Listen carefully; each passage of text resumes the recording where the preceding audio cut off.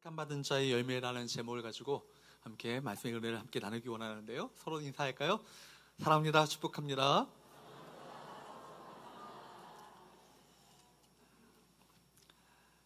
오늘 데살로니가 교회에 보낸 편지를 함께 살펴보기 원합니다. 데살로니가 전서와 데살로니가 후서는요, 제목 그대로 바울이 데살로니가 교회의 성도들에게 보낸 편지입니다. 첫 번째 편지가 전서고요, 두 번째 편지가 후서입니다. 당시에 데살로니가는 로마 제국의 속령이었던 마케도니아에서 가장 중요한 항구 도시였습니다. 북쪽의 마케도니아 지방에 빌립보와 데살로니가 이 도시가 있었다면 남쪽에는 아가야 지방에는 아테네와 고린도가 있습니다. 이 마케도니아와 아가야 지방을 합치면 오늘날의 그리스 나라가 되는 거예요. 이 교회는 바울이 2차 전도 여행 때 시작되었던 바로 교회입니다. 사도행전 16장에 보게 되면 바울이 소아시아 지방, 오늘날로 말하면 터키 지역으로 계속해서 복음 전하려고 하는데 성령께서 그 길을 막으시는 거예요. 그리고 그 방향을 돌이키셔서 어디로 가도록 만드십니까? 유럽으로 복음을 전파하도록 만드시죠. 그래서 마케도니아의 그 첫 관문이었던 빌립보 성에 그가 들어가게 되죠. 그래서 유럽 선교가 본격적으로 시작되게 된 것입니다. 그리고 마케도니아 첫 성이었던 빌립보를 통하여서 들어갔던 도시가 데살로니가, 오늘 살펴보는 이 도시로 들어가게 된 것입니다. 바로 이 17장에 보게 되면 바로 이곳에서 바울과 그 일행들은요, 세 일에, 즉 3주에서 4주, 그 세일의 안식일을 3번을 거쳤다고 하니까 3주 내지 4주겠죠. 그러니까 그 3, 4주의 짧은 기간 동안에 유대교 회당에서 하나님의 말씀을 전파합니다. 그들이 잘 알고 있었던 바로 묵상하는 구약 본문을 가지고 예수가 그리스도 되심을 증거했고요. 그리고 경건한 헬라인의 큰 무리와 적지 않은 기부인들이 이 하나님의 복음을 받아들이고 예수를 믿게 됩니다.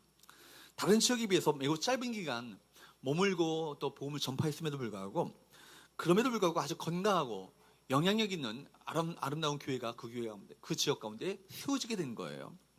이렇게 짧은 기간 복음을 전했는데도 불구하고 강력한 하나님의 역사가 일어나기 시작하니까 유대교 지도자들이 당황하기 시작합니다. 그리고 결국 이들의 사주를 받았던 깡패들이 회방을 놓고 결국 복음 전하는 것을 방해하고 그리고 바울 일행을 제거하려고 했습니다. 그래서 사태가 이렇게 되니까 데살로니가 그 성도들은요, 바울과 실라를요, 인근 도시였던 베레아로 피신시킵니다. 그리고 바로 그 피신을 가게 되죠. 그러니까 여러분, 처음 이렇게 복음을 받아들이고 교회가 세워지게 되었는데 바울이 심정이 그들을 놓고 가는 바울의 심정이 어땠을까요?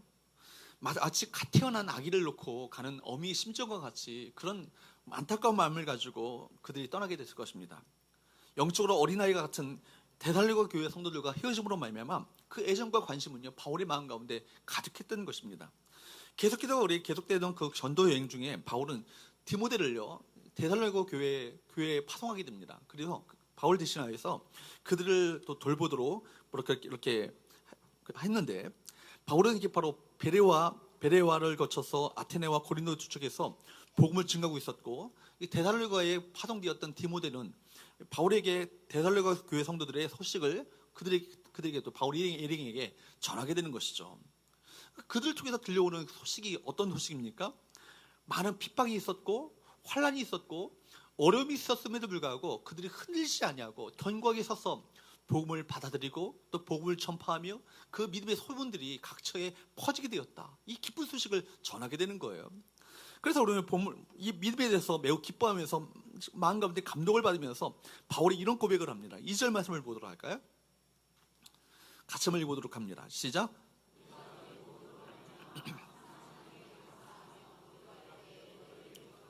여기 보세요. 우리가 너희 모두로 말미암아, 감사할 대상이요, 한두 명이 있었다는 것이 아니에요. 교회 안에 몇몇 사람들이 그 믿음이 참 좋았기 때문에 그들 때문에 감사했다는 얘기가 아니에요. 뭐예요? 너희 모두, 한 명도 빠짐없이 모두가 다 어떻게 했다고요? 감사의 대상이었다고 말합니다.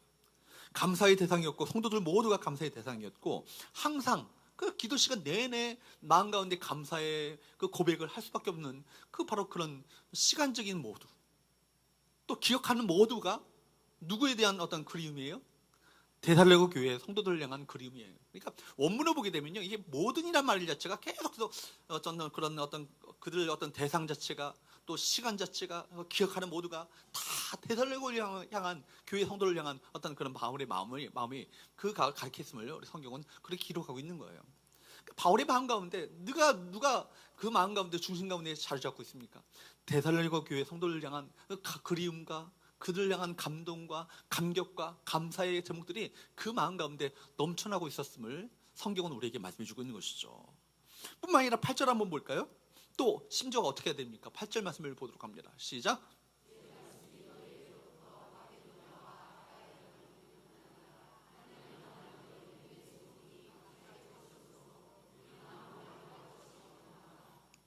보십시오. 주님의 말씀이 누구로부터?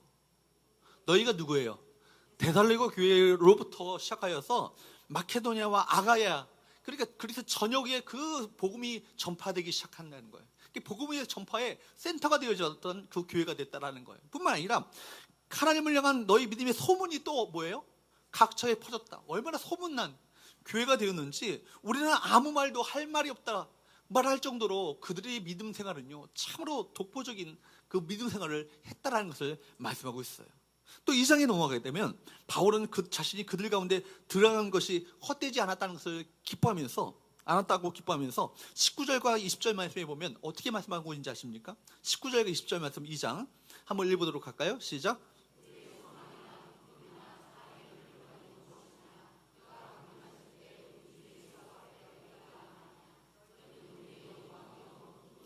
여러분 보십시오. 19절과 20절 말씀에 보면 바울이 사용하고 있는 단어들이 겉으로 그냥 사용하는 단어들이 아니에요. 우리의 소망이 누구라는 거예요? 데살로니가 교회의 성도들이라는 거예요.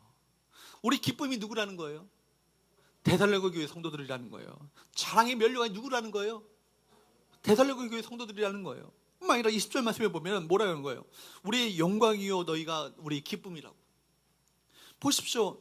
정말 그분께서 주님께서 강림하실 때 주님 앞에 내세우는 너희가 우리의 참으로 소망이 되어지고 기쁨이 되어지고 자랑의 면류가 될 뿐만 아니라 영광이요 기쁨이라는 얼마나 이 말을 쓸 때 바울의 마음 가운데 막 감격의 눈물이 흘리면서 막 이 편지를 써내려가지 않았을까요?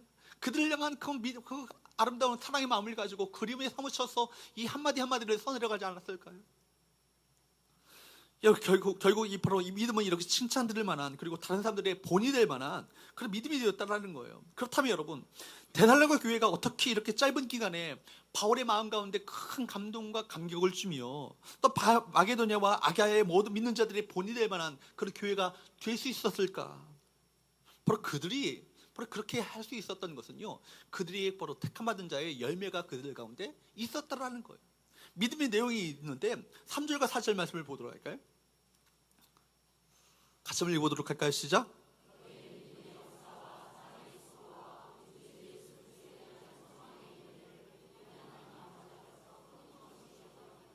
하나님의 사랑하심을 받은 형제들아 너희를 택하심을 아노라. 그들은요 하나님의 사랑받는 자들임을 그들이 아는 거예요. 그들의 영적 정체성이 정말 우리가 하나님께로부터 무한한 사랑을 받은 자들임을 그들이 깨닫게 되는 거예요. 뿐만 아니라 우리는 하나님의 특별히 선택받은 하나님의 백성들이라는 것을 깨닫게 되는 거예요. 그로 말미암아 그들의 삶 가운데 어떤 것이 나타났어요? 믿음 내용이 나타났는데 믿음의 역사가 있었고요. 또 뭐가 있었다고요? 사랑의 수고가 있었고요. 또 뭐예요? 소망의 인내가 있었다고요. 이 택함받은 자들의 그 열매가 그들의 삶 가운데 드러나게 되었고 나타나게 되었던 것을 성경은 말씀하고 있습니다. 여기 나오는 믿음, 소망, 사랑, 이건 너무 잘 아시는 거죠. 이 세 가지는 우리 기독교 신앙의 세 가지 덕목이요 신앙생활의 기준이라 말할 수 있는 거예요. 이 세 가지가 택함받은 그리스도인들과 세상에 속한 불신자들을 구분하는 기준이 되어지는데, 근데 단순한 어떤 관념적인 믿음, 관념적인 사랑, 관념적인 어떤 플라토닉한 어떤 사랑과 어떤 그런 소망이 아니라는 거예요. 뭐예요? 성경에 다시 한번 3절과 4절 말씀을 보게 되면 뭐가 나와요? 믿음의 역사가 나와요. 두 번째 뭐가 나와요? 소망의, 사랑의 수고가 나와요. 또 뭐가 나와요? 소망의 인내가 나와요. 따라합시다. 믿음의 역사, 사랑의 수고, 소망의 인내. 여러분, 어떤 사람이 정말 믿음의 사람인가 아닌가를 구별할 수 있는 시금석이 뭐겠어요? 그 사람 가운데 믿음의 역사가 있는가? 그죠? 그 사람 가운데 진정으로 사랑의 수고가 있는가? 그 사람이 정말 소망의 인내가 있는가? 이 사람 그걸 보면요, 그 사람이 정말 진짜 믿음의 사람인가 아닌가를 구분할 수 있는 거예요. 사랑하는 여러분, 우리 교회 가운데 이 믿음의 역사와 사랑의 수고와 소망의 인내가 이 택함받은 자들의 열매가 가득한 아름다운 교회가 될 수 있기를 주으로 축복합니다. 우리 첫 번째 우리와 함께 살펴보기 원하는 것은 그렇기 때문에 한번 따라할까요? 믿음으로 사역하라. 믿음으로 사역하라. 3절 말씀을 보도록 할까요? 다시 한번 봅니다. 같이 한번 읽어보도록 합니다. 시작.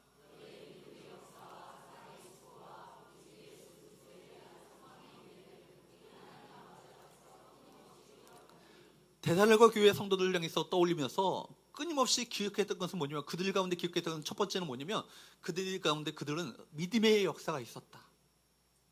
믿음의 역사라는 말 자체가 어렵죠. 이게 믿음의 역사가 뭔가? 히브라어 원문을 보게 되면 믿음의 사역이라는 거예요. 역사를 거꾸로 하면 뭐예요? 사역. 그러니까 역사라는 말보다는 사역이라고 번역하면 얼마나 좋아. NIV 성경도 믿음의 일이라고 그렇게 성경은 번역하고 있습니다. 그러니까 뭐냐면, 그들이 사역을 하는데, 그들이 모든 봉사를 하는데, 그들이 모든 섬김의 일들을 하는데, 모든 일들을 할 때마다 어떻게 그 출발점이 무엇이 되었다는 거예요? 믿음으로 했다는 거예요. 믿음으로. 여러분, 그렇습니다. 믿음이라는 것은요, 단순한 관념적인 것이 아니에요. 뭐예요? 믿음이라는 것은 실제로 우리 삶 가운데 드러나고 열매를 맺고, 즉 명사형이 아니고 동사형이 되는 거예요. 그러니까 여러분, 우리 사역의 출발점은 믿음이 되어야 합니다. 그렇기 때문에 믿음이 바로 우리 삶을 움직이게 되어주고, 그럼 우리 움직이지 못하는 믿음은 믿음이 아닌 것이죠. 믿음은 이론이나 지식이나 관념적인 것이 아니라는 거예요. 그렇기 때문에 야고보서는 행함이 없는 믿음은 뭐라고요? 죽은 믿음이라고 이렇게 말하고 있지 않습니까? 여러분, 세상의 믿음은요, 자기 주장이나 자기 확신에서 출발하잖아요. 긍정 심리학에서 출발하잖아요. 자기 긍정. 그러나 성경의 믿음은 그렇게 자기 긍정적인 심리학이 아니고 뭐예요? 신앙의 믿음은 바라는 것들의 실상이요, 보지 못하는 것들의 증거라. 내 눈으로 보는 것이 아니라 하나님의 능력의 손길로 보는 거예요. 내 눈으로 보는 것이 아니라, 인간적인 눈으로 보는 것이 아니라 하나님의 시선에서 바라보는 거예요. 이것이 믿음 아니겠어요?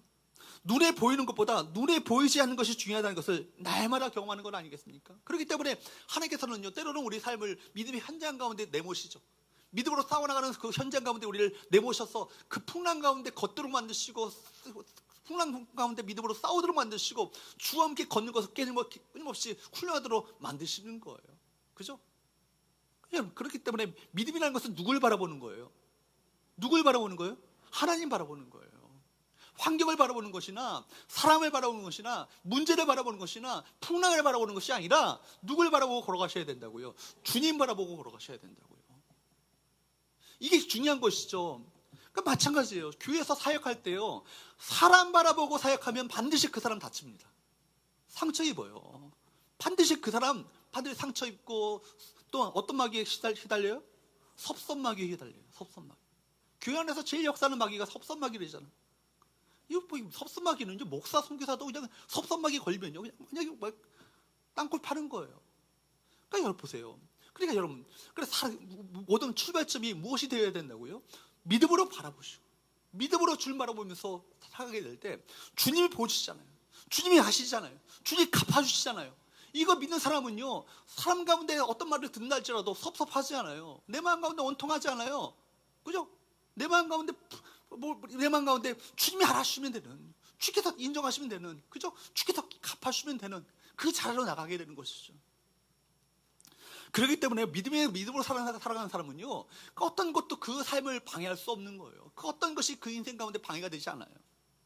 눈에 보이는 것보다 눈에 보이지 않는 것을 끊임없이 바라보는 영적인 눈을 키워나가는 저와 여러분 되시기를 주님으로 축복합니다. 우리는 눈에 보이는 세상에 연연하잖아요.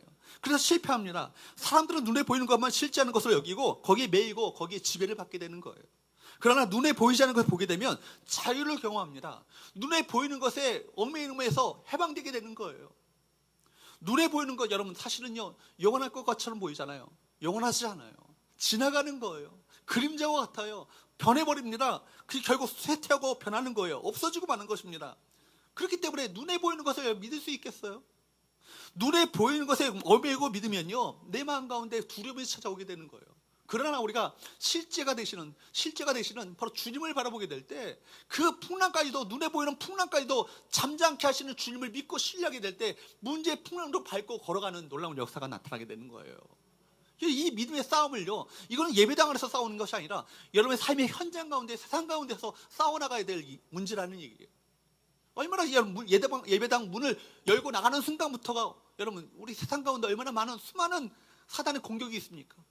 노출되어 있잖아요. 그때 누구를 바라보셔야 되는 거예요? 주님 바라보시는 훈련을 해나가셔야 돼요. 모세는요 바로 앞에서 두려워하지 않았어요.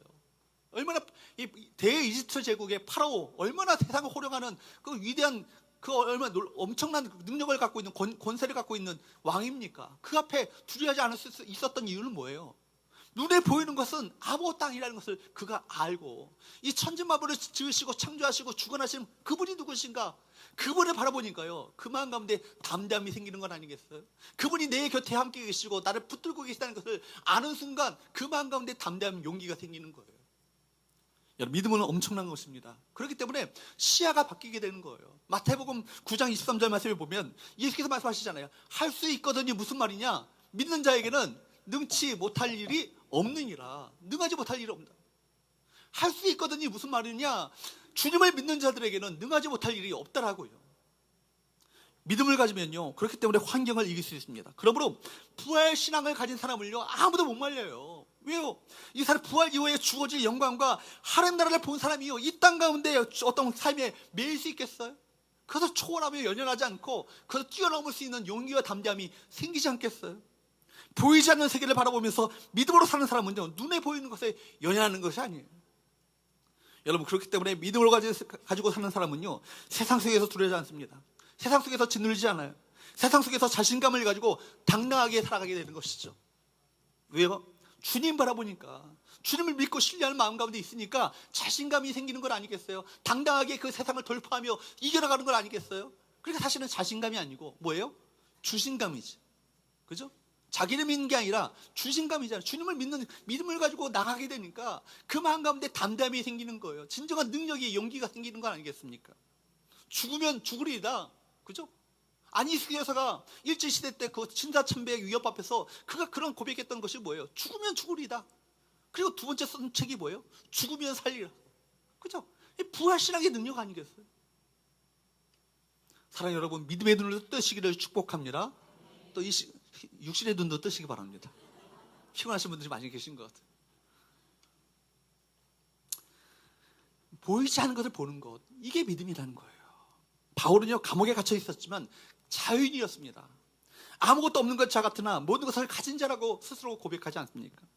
우리가 사실은 그렇기 때문에 돈이 없어서 문제가 아닌 거예요. 지식이 없어서 문제가 아닌 거예요. 방법이 부족해서 우리가 어려움을 겪는 것이 아닙니다. 믿음이 부족한 것이 믿음이 문제인 거예요. 우리가 믿음을 분명하게 가진다면 하나님께서 그 믿음을 붙드시고 그 믿음을 통하여서 역사하셔서 우리 가운데 기가 막힌 하나님의 놀라운 일들을 행하여 주실 줄로 믿습니다. 하나님의 역사를 경험한다고 그러잖아요. 하나님의 역사. 하나님의 역사를 경험한다는 것이 뭐예요? 하나님께서 사역하신다는 거예요. 우리 가운데 하나님께서 일하신다는 거예요. 하나님 일하시면요 사람이 일하는 것과 비교가 되지 않을 놀라운 일들을 행하시겠죠. 우리 교회가 하나님의 일하심을 경험하는 교회가 될 수 있기를 축복합니다.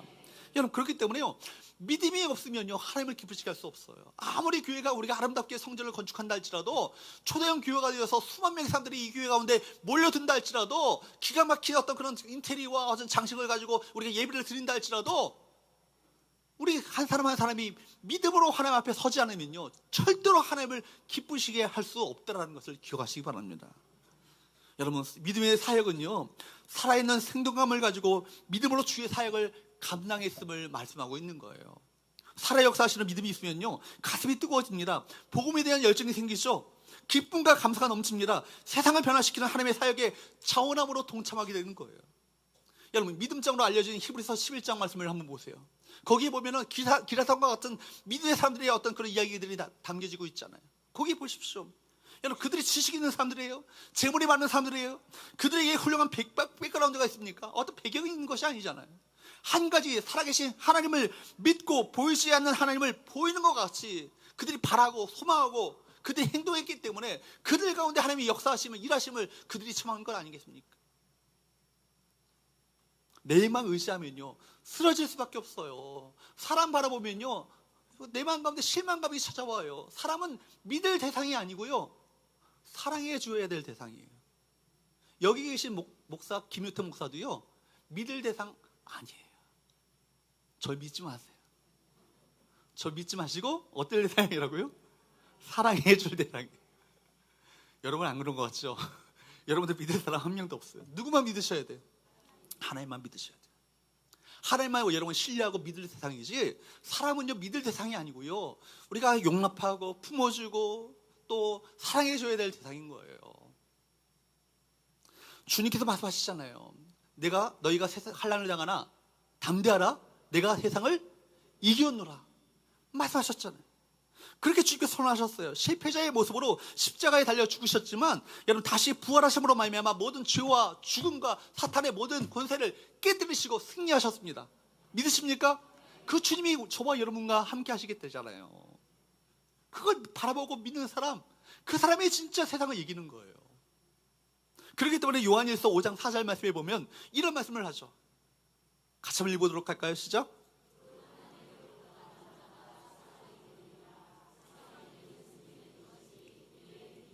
여러분 보세요.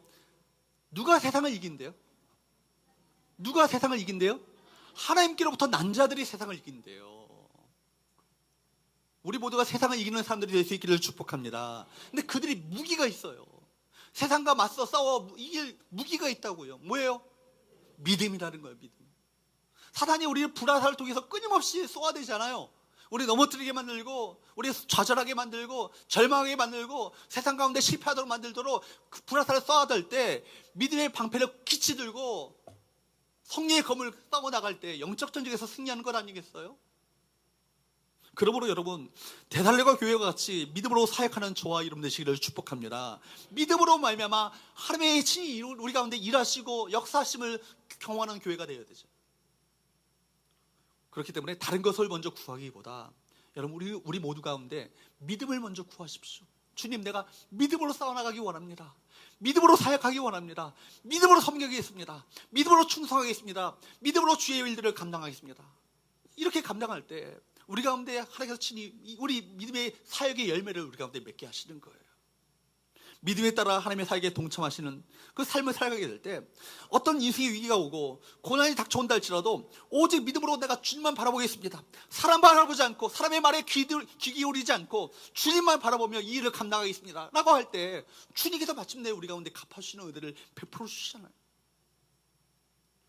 이 믿음의 소유자, 이 믿음의 사역자들이 될 수 있기를 주님으로 축복합니다. 반드시 그럴 때 우리 가운데 믿음의 기적, 믿음의 역사심을 우리 가운데 나타내 보여 주실 줄로 믿습니다. 두 번째로 따라할까요? 사랑으로 소호하라. 사랑으로 소호하라. 그들에게는 또 뭐가 있었어요? 사랑의 수고가 있었다고요. 2절 한번 보도록, 3절 말씀을 다시 한번 보도록 합니다. 3절 말씀 시작.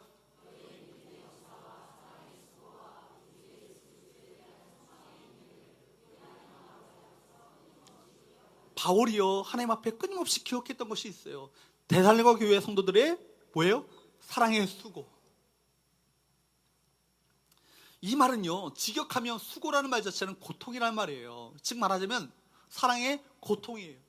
근데 이 사랑도 어떤 사랑이냐면 부모와 자식 간의 서로의 사랑이 아니고요, 남녀 간의 이성 간의 에로스 사랑도 아니고요, 친구 간의 어떤 필로스 사랑이 아니고, 이 사랑이 어떤 사랑인지 아십니까? 아가페 사랑이에요. 아가페 사랑을 경험한 그들이요, 또 아가페 사랑의 어떤 고통을 그들이 감당했다는 거예요. 감내했다는 거예요. 여러분, 사랑에는요, 그렇기 때문에 사랑의 고통이라는 말 자체는 즉 말하면 진정한 사랑에는 무엇이 따른다는 거예요? 수고와 고통이 따른다는 거예요. 수고 없는 사랑, 희생 없는 사랑, 나눔 없는 사랑, 드림 없는 사랑이라는 것은 있을 수 없는 거예요. 만약 수고가 없는 사랑이라면 그건 가짜일 거예요. 수고하고 손해보고 희생하고 나누고 섬기는 것이 구체적인 사랑의 표현이기 때문입니다. 부모가 자식을 사랑하기 때문에 자식을 위해서 기꺼이 희생하고 고통까지 감내하고 희생하는 건 아니겠어요? 수고하는 건 아니겠어요? 교회는요, 무엇보다도 사랑의 공동체인 거예요. 교회가 내세워야 될 가장 중요한 것이 있다면 다른 것이 아니에요.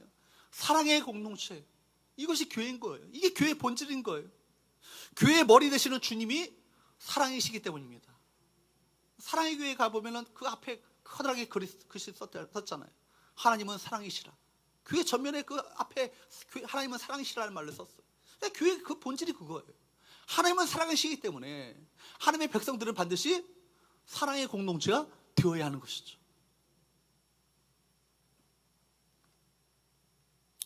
여러분, 주님의 그 사랑은요, 근데 그 사랑은 어떤 사랑이라고요? 조건적인 세상의 사랑이 아니에요. 아가페 사랑이에요. 따라합시다. 아가페 사랑. 아가페 사랑. 아가페 사랑이 뭐예요? 무조건적인 사랑이잖아요. 조건에 따라서 주는 사랑이 아니고 무조건적으로 베푸는 사랑이라는 거예요. 무조건적으로 주는 사랑이라는 거예요. 무조건적으로 희생하는 사랑이라는 거예요. 무조건적으로 사랑의 고통까지도 감내하면서 그 사랑을 바로 부어주신 거예요. 주님의 사랑이 그랬잖아요. 주님의 사랑이 먼저 주신 사랑입니다. 주님의 사랑은요, 오래 참고 기다리는 것입니다. 주님의 사랑은 모든 것을 감싸주는 사랑이잖아요. 그래서 세상에서 가장 무서운 것이 뭔지 아십니까? 힘이 아니에요. 세상에서 가장 무서운 것은 무기가 아니에요. 뭐예요? 바로 사랑입니다. 사랑이요, 모든 것을 변화시키고 사랑이 모든 것을 바꿔나가는 거예요. 어머니의 뜨거운 사랑의 눈물이요, 방랑하고 방탕했던 어거스틴을요, 돌이켜 그를 변화시켜서 위대한 성자 성 어거스틴으로 바꿔놨습니다. 여러분, 그리스도의 사랑은요, 여러분, 그 살인마 지존파, 인육을 먹었던 그 지존파를요, 여러분, 예수 그리스도를 증거하는 사형장에서 이슬로 사라지면서 나와 같이 이렇게 헛된 잘못된 인생을 살지 마시고 여러분 모두가 다 예수님을 믿으시라고 복음을 증거하는 전도자로 바꿔놨어요. 그리고 형장의 이슬로 사라지면서 자기의 모든 장기들을 다 기증했잖아요. 이런 지존파, 살인마 지존파를요, 위대한 사랑의 전도자로 바꿔놓는 위대한 역사가 뭐예요? 하나님의 사랑 아니겠어요? 깡패의 그 기믹들을요, 위대한 부흥사 김익두 목사님으로 바꿔놨던 것도 주님의 사랑 아니겠어요? 이 땅에 수많은 사람들이 예수 그리스도의 십자가 사랑 앞에서 변화되었습니다. 데살로니가 교회는요, 사랑의 수고가 있었어요. 환란과 핍박 가운데 서로를 감싸주고 믿음 가운데 서로 돌보아주며 서로 감싸주는 격려하는 그 사랑이 그들 가운데 있었다는 거예요. 물론 많은 환란이 있었잖아요. 많은 핍박이 있었잖아요. 많은 사람들이 그 믿음을 그 핍박 앞에서, 혹독한 핍박 앞에서, 시련 앞에서 믿음을 저버릴 수 있는 그 환경 가운데 서로를 부둥켜주고 부둥켜 안고 서로를 격려하며 지지해주고 붙들어주고 함께 끝까지 인내하자고, 끝까지 승리하자고 사랑해주는 그 사랑이 있었기 때문에 그 교회가 흔들리지 않냐고, 핍박에도 흔들리지 않냐고, 견고한 신앙이 있어서 주님을 아름답게 섬기는 교회가 될 수 있었다는 거예요. 여러분, 그들이 하나님의 사랑을 경험했기 때문에, 그죠?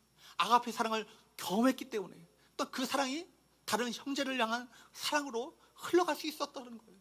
그죠? 데살로니가전서 3장 6절 한번 보도록 할까요? 데살로니가전서 3장 6절 한번 읽어보도록 합니다. 시작.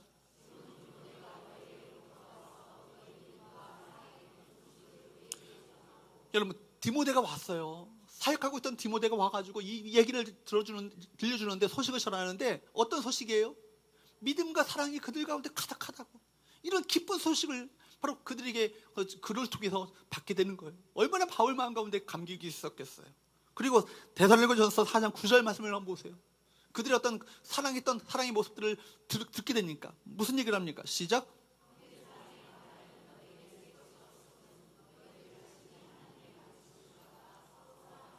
저는 이 구절을 보면서 놀랐어요. 형제 사랑에 대해서는 더 이상 할 말이 없대. 형제 사랑에 대해서는 더 이상 쓸 말이 없대. 제가 우리 서원계 성도들에게 강단에 섰을 때, 여러분 너무 사랑을 잘 하시니까 제가 사랑에 대해서는 더 이상 할 말이 없습니다, 이렇게 말한다면 얼마나 좋겠어요. 그런 기회가 될 줄로 믿습니다. 그런 기회 만들어가야 되잖아요. 형제 사랑에 관해서는 쓸 것이 없었다 할 정도로 그들은 하나님의 가르침을 받아 순종함으로 말미암아 서로를 진심으로 아가페 사랑을 가지고, 조건적인 사랑이 아니고 저 사람이 이렇게 했으니까 내가 이렇게 한다는 조건적인 사랑이 아니고, 품맛이 사랑이 아니고 무조건적으로 베푸는 그 사랑을 그들이 했다는 얘기예요. 저는 그런 교회가 되길 원합니다. 그런 교회 한번 사역했으면 좋겠습니다. 아멘. 바로 그 교회가 성원교회가 될 줄로 믿습니다. 형제의 사랑에 관해서는 더 이상 할 말 하지 않아도 되는 교회. 우리가 너무나도 사랑의 호수 속에 살고 있잖아요. 사랑의 노래도 많고요, 드라마도 많고, 가슴 찡한 사랑의 시도는 참 많습니다. 그런데 사랑에 누구나가 다 굶주려 있는 거예요. 왜 그렇습니까? 대부분 인스턴트 사랑이기 때문에 그래요. 자기 중심적인 이기적인 사랑이기 때문에 그렇습니다. 사랑의 본질은 뭐예요? 희생이에요. 자기의 소중한 것을 주는 것이 진정한 사랑 아니겠습니까? 근데 오늘날 대부분의 사랑은요, 감각적이고 이기적이고 조건적입니다. 그럼에도 불구하고 그 희생적인 사랑을 찾아볼 수가 없는 거예요. 여러분, 사랑은요, 수고해야 합니다. 사랑은요, 고통까지 감내해야 합니다. 엄마가 아기를 출산하면 어떻습니까? 사랑의 수고를 하잖아요. 제가 같이 사는 여자에게 물어봤더니 언제 얘기가 나오냐, 그러니까 죽었다 할 때 나온대. 아, 이렇게 죽나 보다 할 때 얘기가 나온대. 자매님도 다 아시죠? 아니신가요? 재앙절개 하셔서 잘 모르시는. 죽었다 할 때 그런 얘기를 하잖아. 근데 또 아기를 또 낳겠대. 왜 그래요? 뱃속에 있는 아기를 너무 사랑하기 때문에 더 이상 애를 지울 수 없는 거 아니겠어요? 이게 어미의 마음이에요. 어미의 사랑이에요. 그죠? 어미의 사랑. 강영욱이라는 사람이 있더라고요. 제가 그 휴가 때 그 사람의 그 뭐 세상에 나쁜 길은 없다? 없다. 그죠? 그 드라마 그 다큐를 좀 다큐는 아니고 그 뭐 예능 프로라고 해야 되나? 뭐 해야 되나? 그 프로그램을 좀 봤어요. 재방송하는 걸. 그거 봤는데 야, 그냥 목사님 같아. 개를 막 사랑으로 막 감싸주고 하니까 개가 변하기 시작하는데 야, 그분이 존경스럽더라고요. 근데 그 사람이 그렇게 되기까지요, 그 과정이 있더라고요. 어릴 때 아버지가 수백 마리의 그 개를 키우는 개 농장을 했대요. 개 농장을 해가지고 어릴 때부터 개와 더불어서 자란 거예요. 그러니까 개를 사랑하는 마음이 다른 사람과 독보적으로 달라요. 그러니까 자기가 정말 개를 사랑하는데 다른 사람보다 개를 더 사랑한다는 것을 내가 어떻게 그 개를 사랑할 수 있을까 생각을 한 나머지 이분이 고민 끝에 한 것이 뭔지 아세요? 개똥을 맛을 봤대. 수백 마리 개를 다 똥을 맛을 봤대. 그래서 매일매일 개 똥을 맛을 보면서 개의 건강을 체크했다는 거예요. 야, 우리 하영이 똥도 못 먹겠는데. 개똥을 다 맛을 보면서 매일매일 건강을 체크했다라는 거예요. 그러니까 옆에 있던 분이 물어봤어요. 아, 그 똥 맛이 어때요? 그러니까 그 맛이에요. 그 정도로 사랑한다는 거예요. 근데 여러분, 그 사람의 그 개를 향한 사랑이 어미가 자식을 향한 사랑에 비할 수 있겠어요? 어미가 자식을 향한 사랑이 하나님께서 우리에게 베푸신 사랑에 비할 수 있겠어요? 그 사랑을 아는 사람은요, 그 사랑을 받은 사람은요, 그 사랑을 할 수밖에 없다라는 거예요. 무조건적으로 우리에게 베풀 것을 베풀어 주셨던 그 사랑을 경험한 사람은요, 그 사랑의 고통, 사랑의 수고도 감내할 수 있는 것 아니겠습니까? 희생이 없는 사랑은요, 진정한 사랑이 아닌 거예요. 수고가 없는 사랑은요, 진정한 사랑이 아닌 거예요. 거기에는 열매가 없습니다. 교회도 마찬가지예요. 아무리 사랑을 외쳐도 사랑의 희생이 없으면요, 사랑의 고통까지도 감내하지 않으면요, 그건 진짜 교회가 아닌 거예요. 주의 사랑은 뭐예요? 말과 혀로만 사랑하는 것이 아니라 십자가 위에 죄를 위하여서 자기 몸을 제물로 내어주신 사랑이 주의 사랑 아니겠어요? 머리에 가시멜건을 쓰시고 손과 발에 못을 박히시고 물과 피를 다 쏟으신 십자가의 사랑이 주의 사랑 아니겠어요? 아무런 조건 없이 죽어마땅한 우리를 향한 사랑, 그토록 조롱받고 침뱉고 모욕을 당하면서도 묵묵히 우리를 사랑하셔서 우리 생명을 건지시기 위해서 그 모든 것을 참으시고 감내하시고 인내하셨던 그 사랑이 주님의 사랑 아니겠어요? 그 사랑을 우리가 조금이라도 맛본 사람은요, 그 사랑을 우리가 실천하지 않을 수 없는 거 아니겠어요? 우리가 아무리 사랑의 수고를 한다 할지라도, 사랑의 고통을 우리가 감내한다 할지라도 주님께서 내게 베푸신 사랑에 비하면 아무것도 아님을 겸손하게 고백하는 그 자리로 나가게 되는 거예요. 여러분, 우리는 모두는 주님의 사랑에 빚으신 자예요. 어떠하든지 간에 내가 주님의 몸된 교회를 위해서, 우리 이웃들을 위해서 사랑의 수고를 해보자는 그 각오를 할 수 있기를 축복합니다. 우리가 이 자리에서 편안한 예배를 드리기 위해서 사랑의 수고가 있었음을 기억하셔야 되는 거예요. 오늘 주일 예배를 위해서 여러분, 어제 온종일 주일전을 쓸고 닦는 숨은 봉사자들의 어떤 섬김이 있었음을 여러분 기억하셔야 돼요. 이 더운 날 주차장에서 땀을 그냥 정말 육수로 온몸을 젖을 정도로 그렇게 수고하시면서 여러분들을 안내하셨던 차량 부원들의 손길을 통해서 예배당 안으로 편안히 들어올 수 있었음을 여러분 기억하셔야 해요. 찬양팀과 또 찬양대원들의 숨은 연습과 봉사를 통해서 이 아름다운 예배가 드려질 수 있는 건 아니겠어요? 교사로 또 주방에서 우리가 하루 종일 또 음식을 만들거나 땀 흘리시는 손 앞에서 얼마나 그 땀이 흐르겠어요. 그 음식을 만들어 수고하셨던 수고를 통해서 여러분 맛있는 점심 식사가 여러분에게 제공되는 건 아니겠어요? 여러분, 그분들의 사랑의 수고가 있었기 때문에 오늘 우리가 이렇게 편안하게 예배할 수 있게 되는 거예요. 말없이 수고하시는 많은 분들을 보면서 저는 성은교회의 꿈을 꿉니다. 사랑의 수고가 있는 한 우리 성은교회가 사랑으로 소문난 교회가 되어질 줄로 믿습니다. 참된 사랑은요, 수고할 때 그 진가가 드러나게 되는 거예요. 데살로니가 교회 성도들은요, 그렇게 서로를 사랑하면서 수고를 하기를 아끼지 않았어요. 그런 교회 만들어갈 수 있기를 축복합니다. 형제 사랑에 대해서 더 이상 할 말이 없는 교회 할 수 있죠? 우리 저기 무슨 처음부터 우리 순교자의 어떤 사랑을 가지고 막 순교하겠다, 그게 아니에요. 작은 것 하나하나 실천해가면서, 그죠?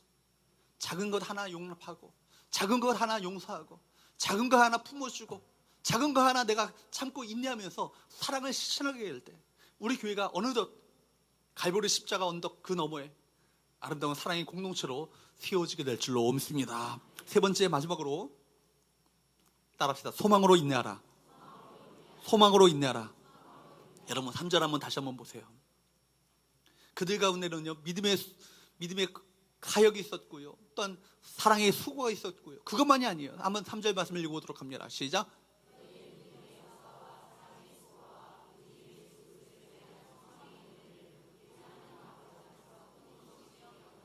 여러분, 그들 가운데 무엇이 있었다고요? 소망의 인내가 있었다고요. 소망이 있으면 뭐가 있어요? 뭐가 돼요? 인내가 있어요. 소망의 진정한 소망에는요, 인내가 따른다는 것을 성경은 말씀하고 있는 거예요. 특별히 6절 한번 보십시오. 6절 한번 보십시오. 시작.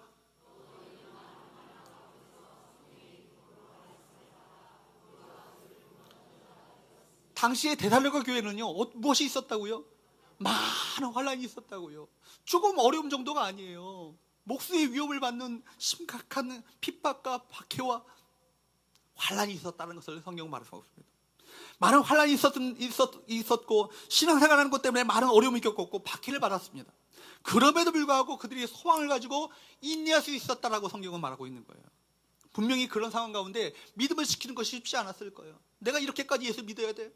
내가 이런 목숨의 위협을 받으면서까지 내가 예수를 믿어야 돼? 모든 것을 다 빼앗기고 모든 것을 내가 다 탈취당하면서 내가 예수를 믿어야 돼?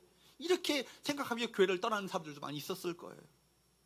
사람들에게 유부시당하고 외면당하고 손가락질당하고 심지어 목숨을 잃어버릴 수 있었음에도 불구하고 그들 가운데 그들이 믿음을 견고하게 흔들리지 않고 믿음을 지킬 수 있었던 이유가 뭐예요? 그들 가운데 무엇이 있었기 때문에? 소망이 있었기 때문에. 그러니까 소망과 인내는요, 따로따로 존재하는 것이 아니고 같이 가는 거예요. 소망이 있으면 무엇이 와요? 인내가 오는 거예요.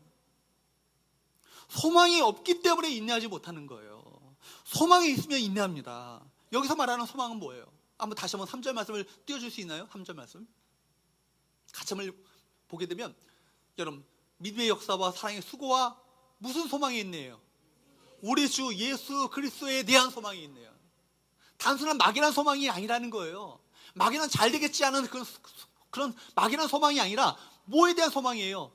굳건한 반석 되시는 우리 주 예수 그리스도에 대한 소망이 있는 거예요. 즉 뭐예요? 주님의 재림에 대한 소망이에요. 주님의 재림에 대한 소망. 만약 우리에게 주님이 다시 오신다는 소망이 있으면요, 우리가 어떤 어려움이 찾아온다 할지라도 그것을 이겨낼 수 있을 거예요. 지금은 억울하고 분통이 터지고 견디기 힘든 고통이라 할지라도 공의로 심판하시는 주님을 믿기 때문에, 알기 때문에 그분께서 갚아주실 것이다. 그죠? 그러면요, 그 원통한 마음이 생기겠어요? 내 마음 가운데 그 견디기 힘든 억울한 마음이 생기겠어요? 여러분, 그러니까 신앙이라는 것은요, 소망이라는 것은요, 이거 뭐예요? 공의의 하나님을 믿는 그 소망이 있을 때 모든 것을 참고 인내하고 그것을 뛰어넘을 수 있는 거예요. 공의의 하나님을 믿지 못하니까요, 우리 마음 가운데 억울한 마음이 생겨요. 왜요? 내가 이것을 갚아줘야 되는데, 보복해야 되는데 보복하지 못하니까 얼마나 일본이 지금 보복하고 싶어서 안달이 났습니까? 그죠?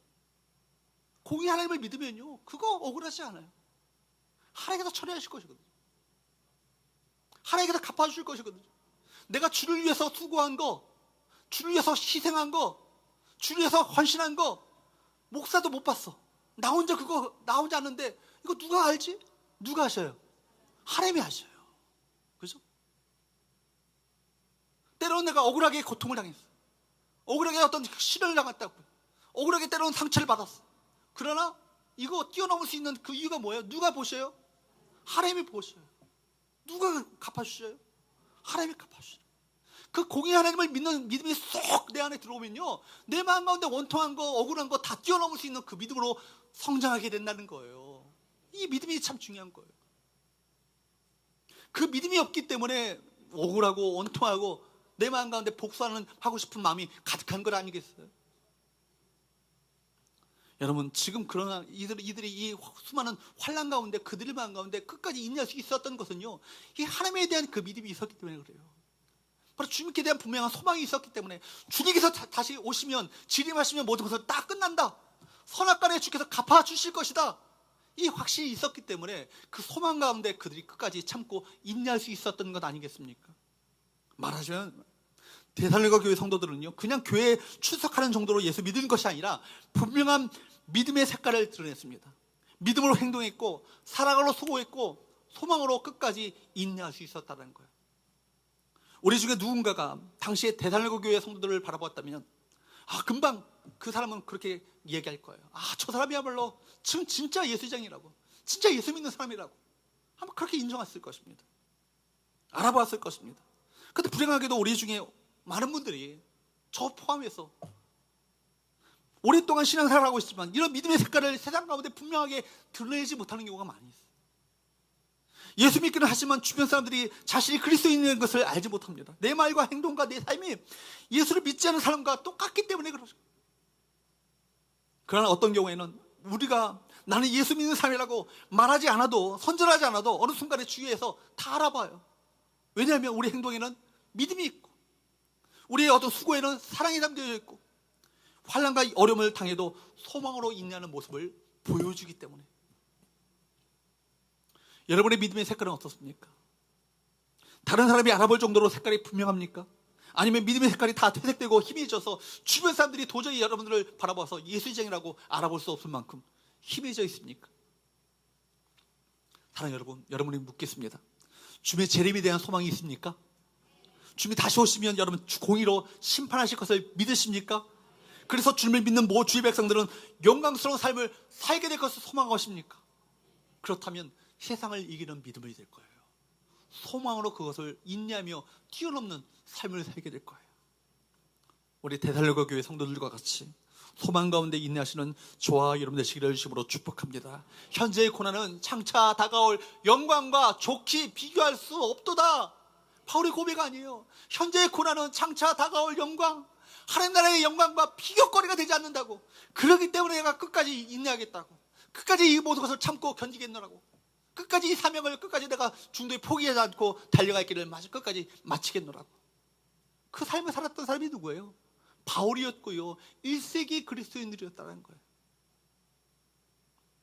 우리는 여기서 큰 도전을 받아요.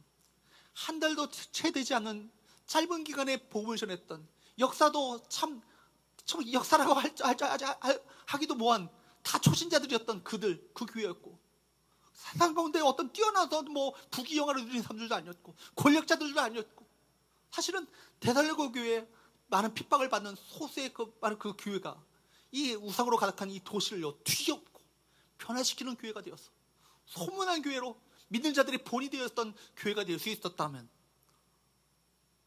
서운교회도 가능성이 있겠죠? 있겠죠? 아멘은 하지만 그렇게 되겠어요. 분명히 말씀드리지만 하루아침에 10걸음 가는 게 아니에요. 믿음의 발걸음을 한 걸음 떼고 한 걸음 떼고 한 걸음 떼면서 어느덧 보니까 10걸음이 된 거예요. 그죠? 우리가 작은 것 하나 믿음으로 사역을 하시고, 작은 것 하나 믿음으로 고통이 다가와도 믿음으로 사랑으로 이 고통을 감내하시고 끝까지 참고 인내하심으로 말미암아 소망 가운데 바로 주께서 오실 때 칭찬과 영광과 존귀를 얻게 되시는 우리 모든 성교회 성도들 될 수 있기를 지금으로 축복합니다. 그런 교회를 함께 만들어가는 우리 모든 성도들 될 수 있기를 바랍니다. 기도하겠습니다.